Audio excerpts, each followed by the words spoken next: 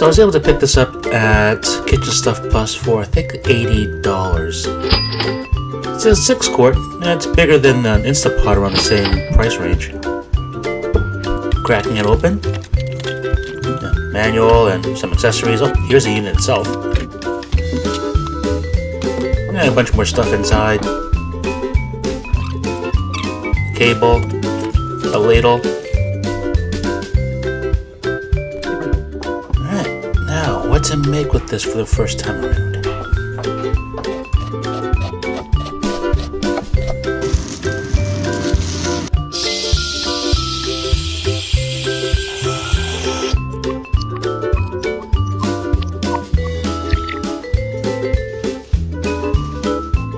Now, if this pandemic has me missing anything, it's an actual bowl of pho at a Vietnamese restaurant.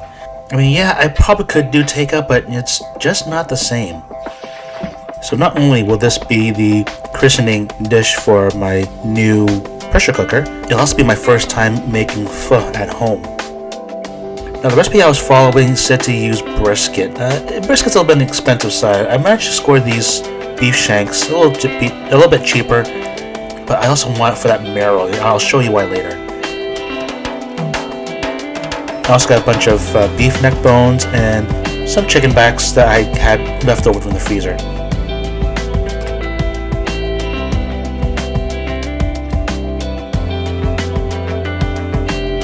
Now this is only going in for a blanch, just to help clarify the broth at the end and give it a nice clean flavor. So I've set it to soup for about 10 minutes. So while your bones are blanching, you need to prep your aromatics. Get a bunch of onions, a few slices of ginger. Cut the onions in half because we're going to be browning them later. You're also going to need a whole bunch of spices as well. I have here is coriander seeds, star anise, some cardamom pods, and some cinnamon, and I also have, unfortunately I don't have whole cloves, but I do have ground cloves. You can toast the spices with your onions while they're browning. Just don't add in the cardamom pods and the cinnamon yet. Those you can add later. I have roughly 2 tablespoons of each spice. Nope, I can't forget the ginger. That goes in too. Turn your onions every so often, just so you can get some nice char on the outside. That's going to develop some flavor and some fragrance. Give it a few tosses, keep everything moving, don't let anything burn at this point. Everything here will develop a really nice aroma and fragrance. It's going to flavor your broth really nicely.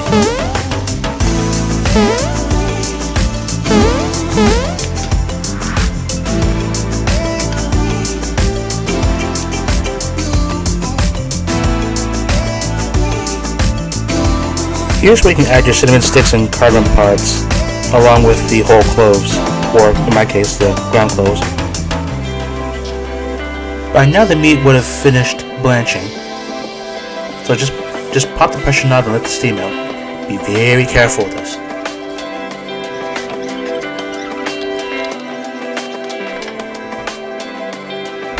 Alright, it's a matter of pulling it all out and giving it all a rinse.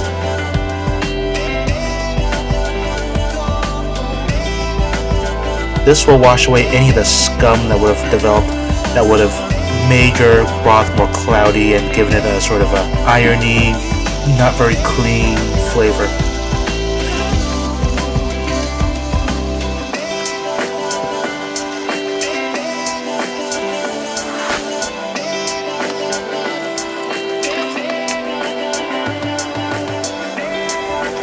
With the meat now blanched and washed, add in all your aromatics and fill all the way up with water, just enough water to cover everything. Now because I'm using ground clove, I add my clove in now.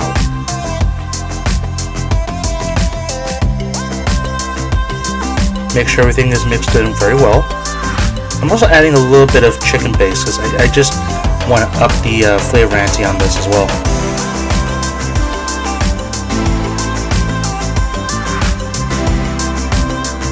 Now return this to the pressure cooker, seal it. I'm using the soup setting and I'm setting it to about 50 minutes. Hopefully that should be enough time. 1 hour later. And just like before, hit that pressure knob to release all the steam, safely preferably.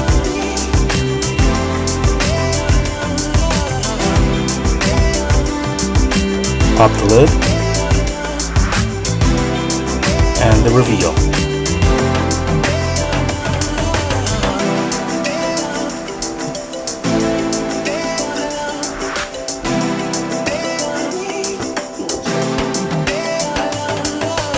I'm going to take out all the meat and the bones, put them to the side and save them for later. It doesn't matter if they cooled off or not, just don't worry about them. I especially want this piece because it's got the nice marrow that's right in the middle.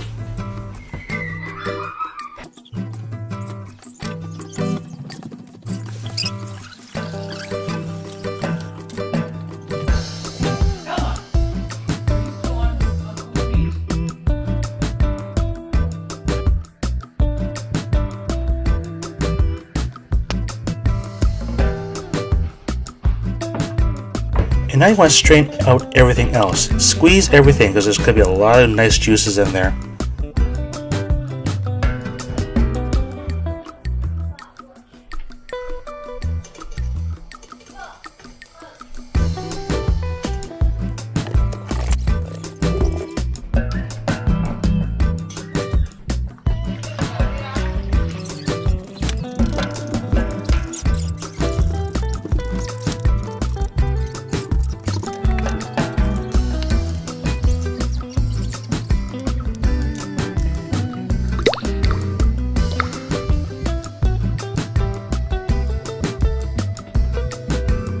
So after getting all your broth together, you'll probably notice there's a fair layer of oil on top.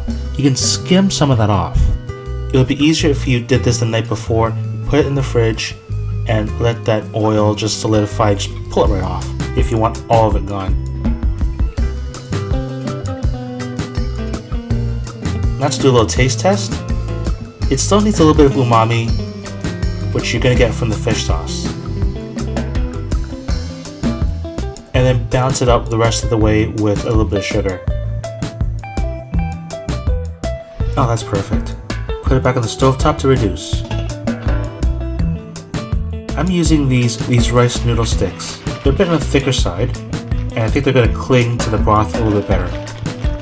But you need to reconstitute them. Make sure you get a big enough pot, unlike me, to cover it.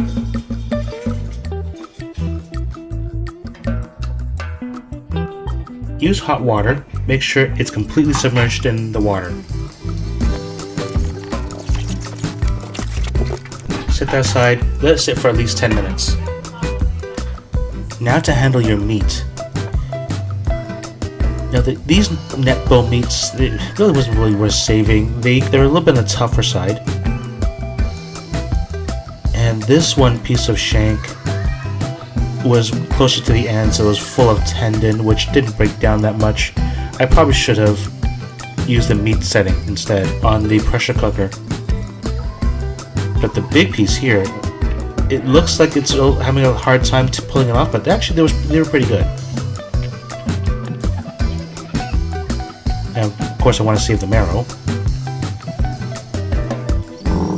Now with the brisket, if I went with the recipe and used the brisket, I probably would have had more meat, but I probably would have had a little less flavor.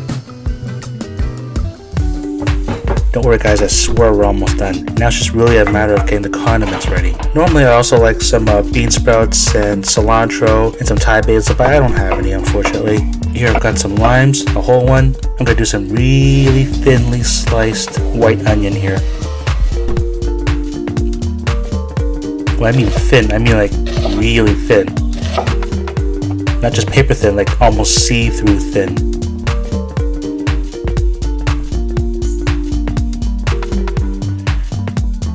I do a fine slice of green onion and some green parts of the green onion, cut on the biased.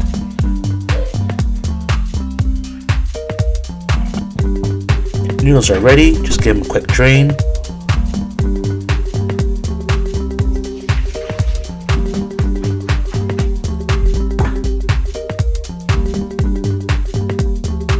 And I'm going to reheat my meats in the soup.